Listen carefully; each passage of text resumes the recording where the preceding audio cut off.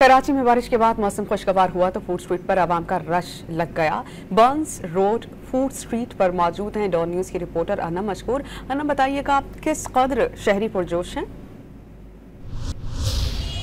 जी बिल्कुल, कराची में मौसम इस वक्त इंतहाई खुशगवार है। हल्की बूंदाबांदी हो रही है। जो काफ़ी दिनों से हब्स और गर्मी की सूरत हाल थी वो बिल्कुल बदल चुकी है। गुज़िश्ता शब से जो बारिश का सिलसिला हुआ है वो वक्फे से जारी है। इस वक्त मौसम इंतहाई खुशगवार हुआ है और कराची के लोग, ऐसा हो ही नहीं सकता कि मौसम खुशगवार हो और वो इंटरटेनमेंट को छोड़ दें, खाने पीने को छोड़ दें। तो इस वक्त मैं मौजूद हूँ कराची की सबसे मशहूर फूड स्ट्रीट बर्न्स रोड पे और यहाँ आप देख सकते हैं कि शाम तो शाम रात गए तक जो है समोसे, रोल और जो दीगर अशिया होती है, जो बरसात के ख़ास पकवान होते हैं, उन पे रश भी है, बनाए भी जा रहे हैं। गर्मा गर्म गुलाब जामुनें बन रही हैं, जलेबियाँ बन रही हैं और रात हो गई लेकिन इनका सिलसिला अभी तक जारी है और लोग बहुत शौक से ही खाना पसंद करते हैं।